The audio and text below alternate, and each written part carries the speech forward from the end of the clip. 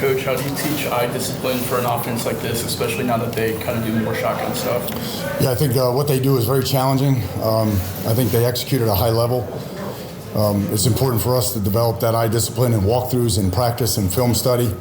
And then just generally believe and trust what we're telling you in terms of the importance of it.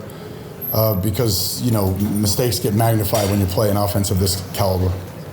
And then how has them kind of moving to more shotgun kind of opened up that offense? I think they're doing a great job offensively, schematically, their personnel, the way they get the ball on the perimeter, how they're blocking, certain aspects of it, whether it's in the gun or under center. So it's a great challenge and one that we're going to have to, achieve success, collectively. We have to have a collective mentality.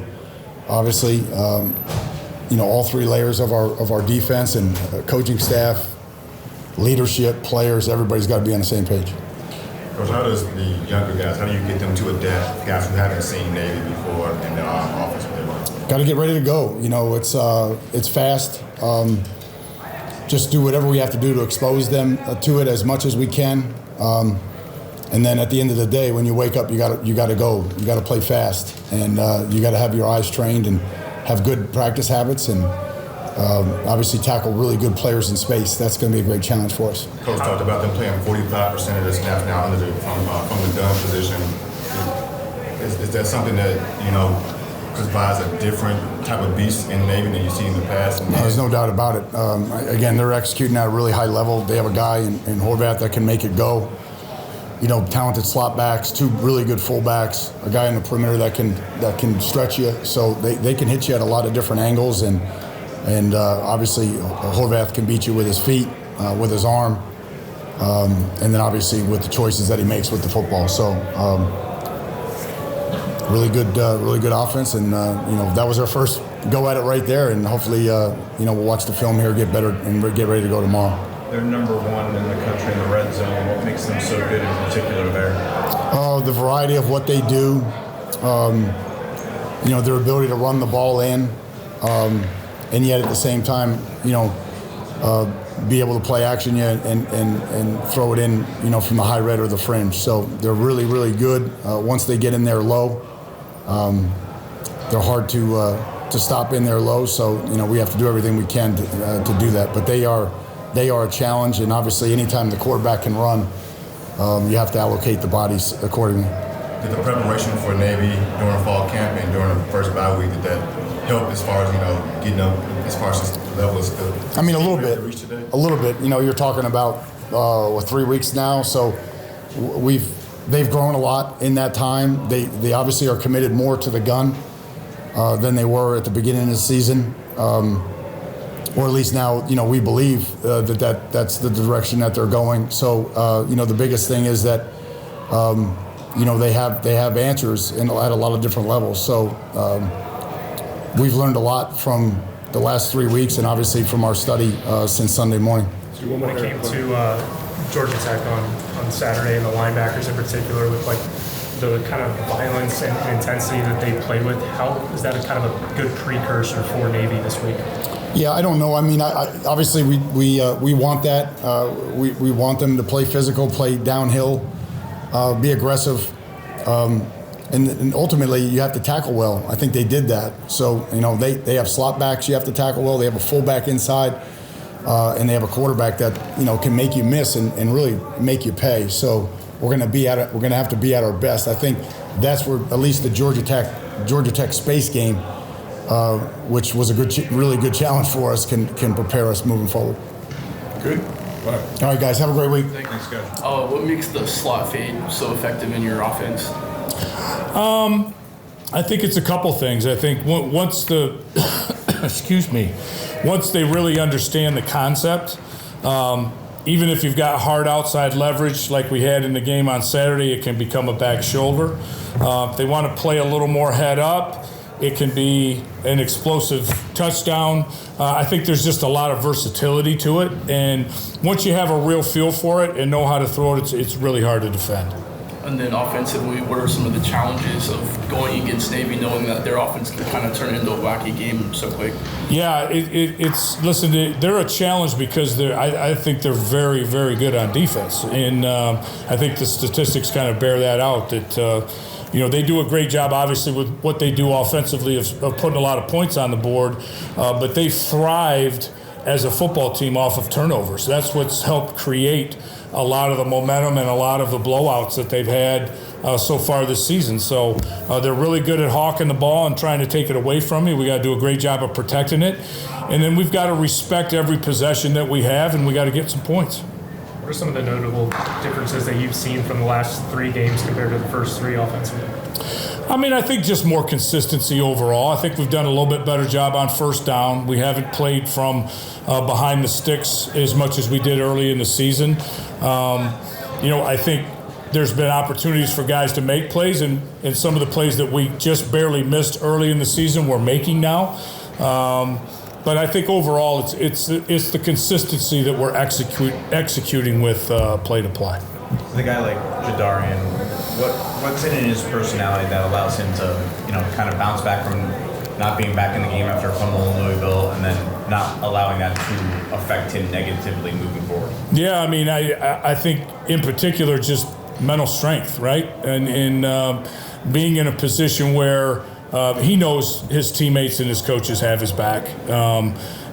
It's unfortunate, obviously, anytime that you have a turnover, but the next time you get your opportunity to put your hands on the ball, do something special with it, and he certainly does that.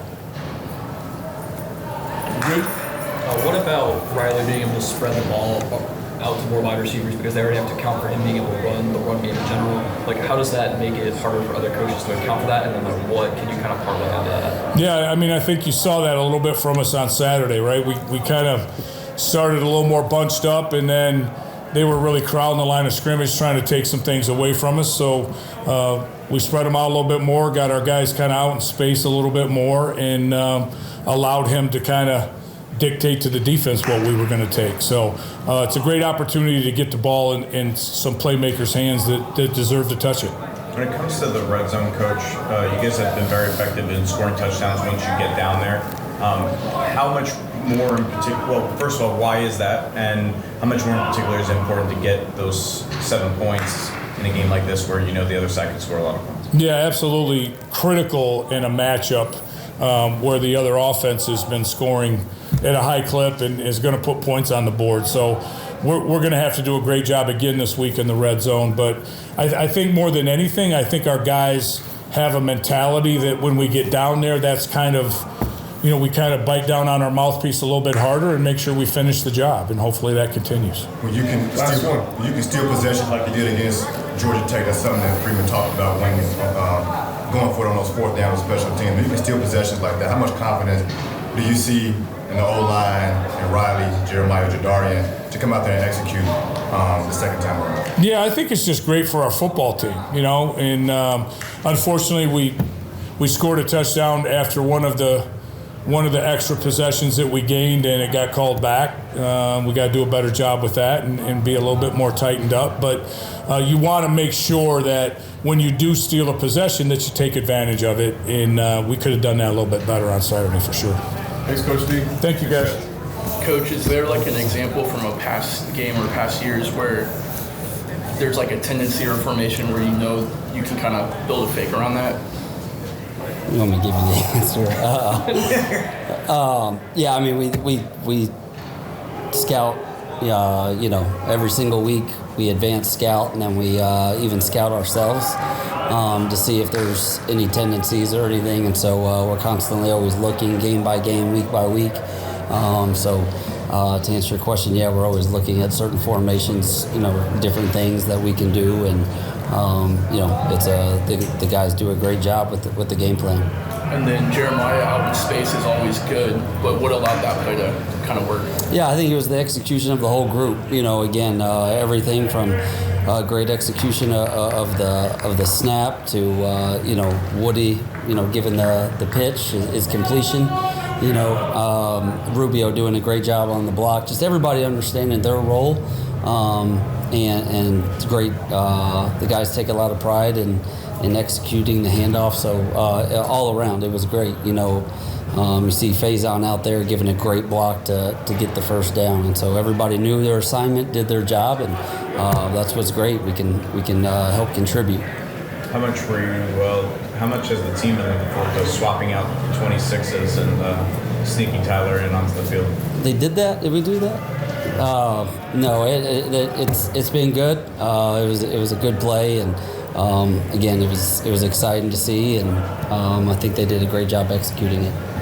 Motivation-wise, when you have a guy like Tyler, who obviously has a lot of skill sets, but has had a different role this year, how much does that kind of boost the morale of everybody when you see a guy like that succeed? Yeah, I think it's exciting. It's positive for the program. Tyler's willing to do just like a lot of our guys, whatever's asked, and so that was what was exciting. A lot of guys, even on the punt fake, were texting after the game.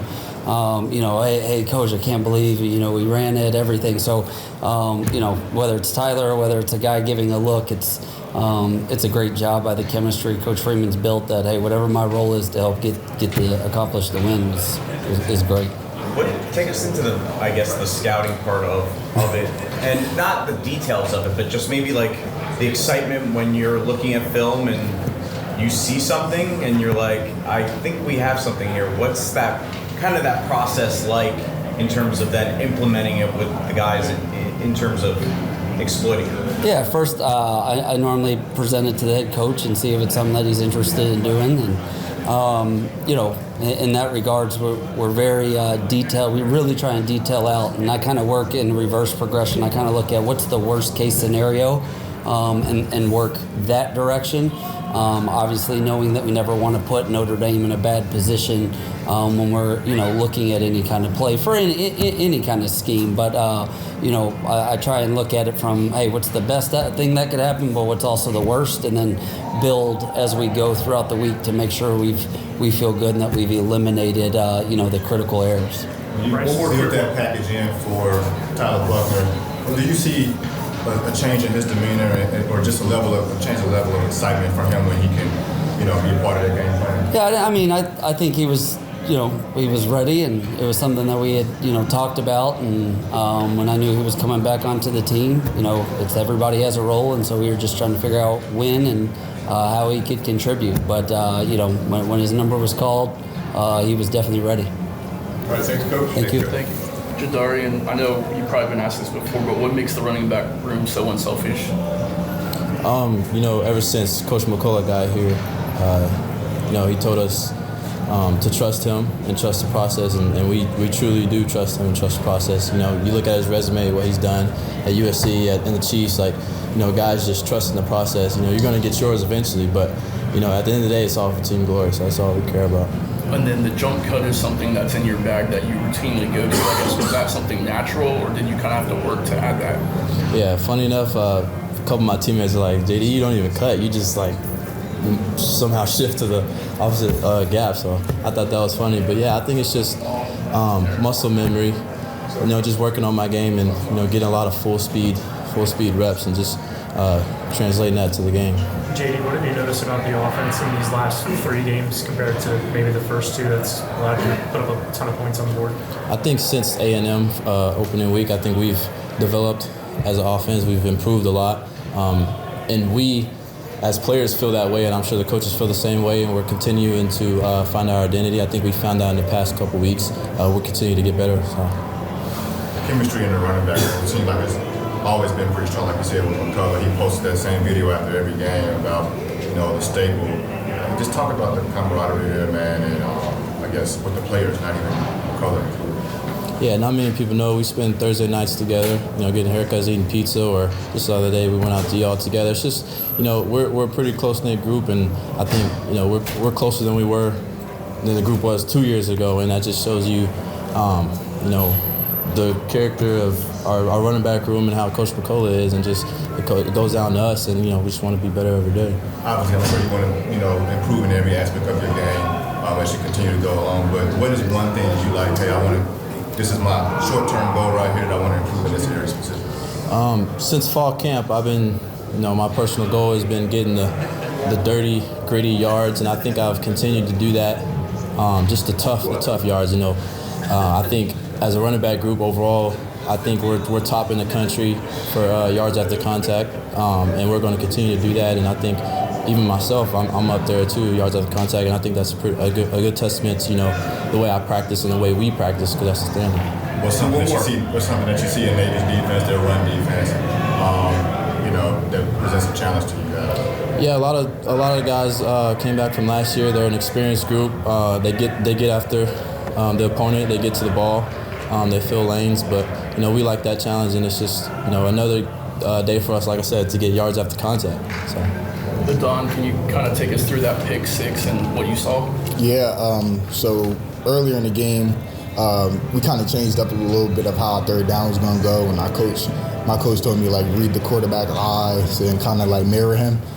So I seen that they was running a drive concept to the boundary, and our corner got rubbed, so I was working towards that way. And then the quarterback, he overthrew the ball to the receiver, and I made a play. So.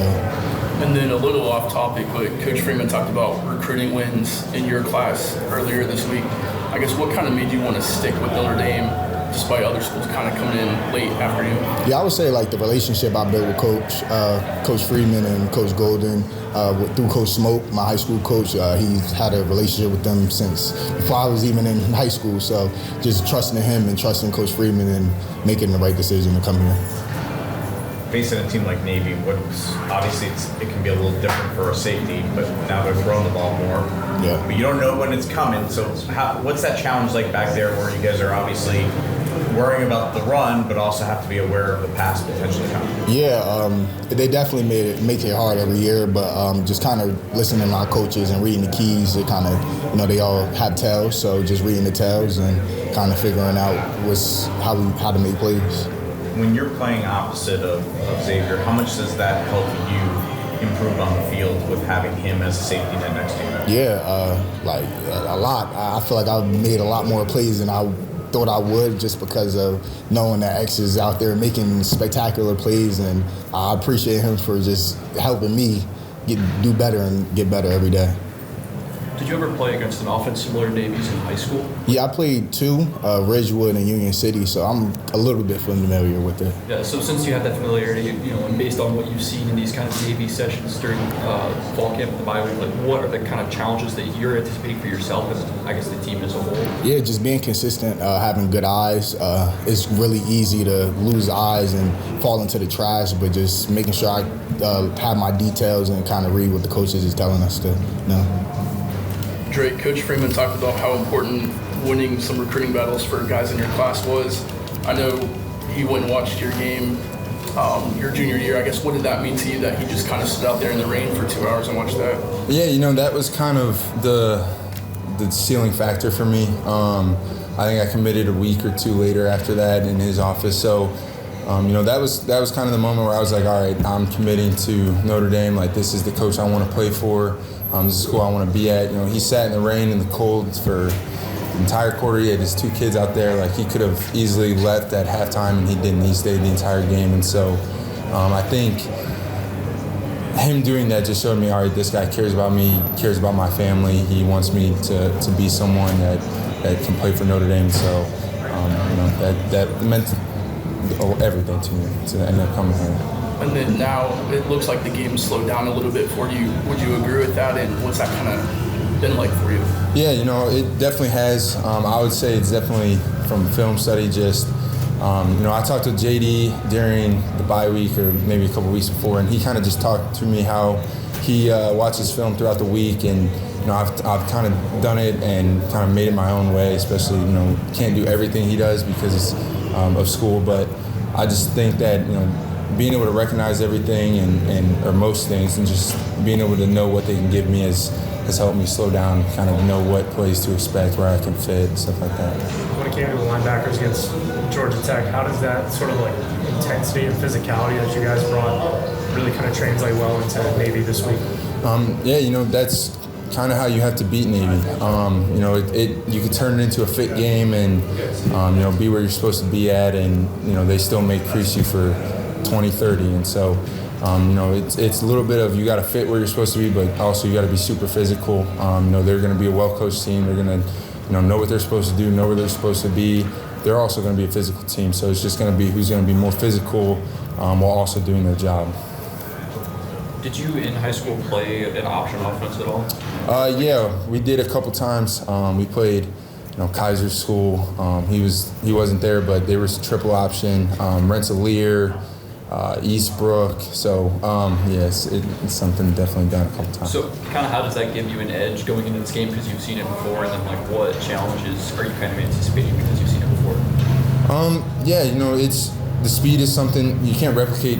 Navy speed, but just knowing how fast it's going to be from high school, it's not going to be the exact same speed, but just knowing how quick it's going to happen, where you're going to have to fit, how fast you're going to be there, and then also Jack doing it for so long, that kind of helps. He kind of knows, when he was doing it in high school, like what certain plays are, where it's supposed to fit, where it's supposed to hit, and then him playing for so long in this offense or this defense against this offense, definitely helpful.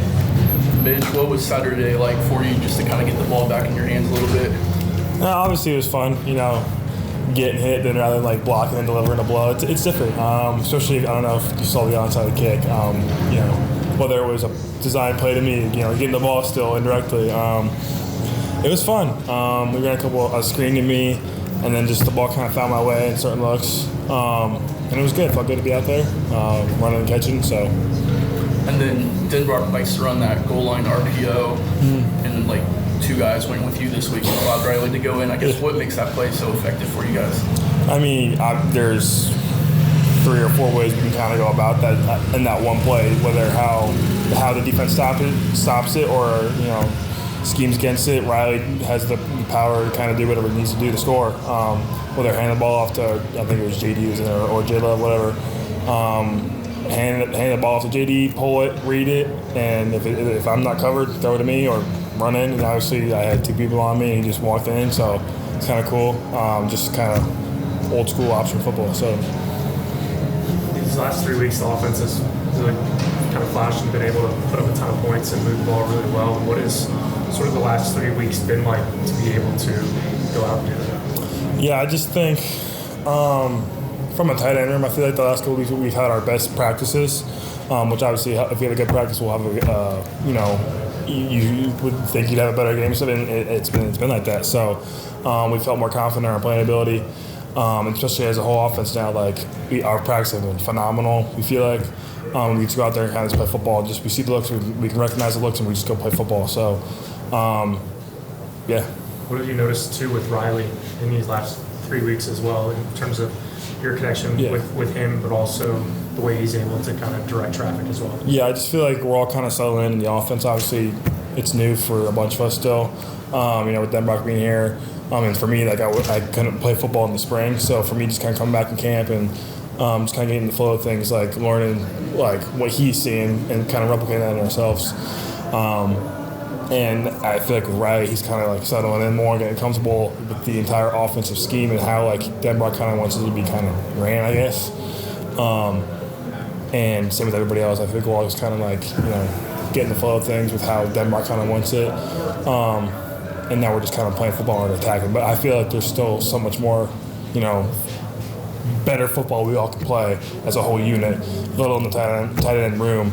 We all have to play better football, and I think we're just kind of scratching the surface of what our offense can truly be. So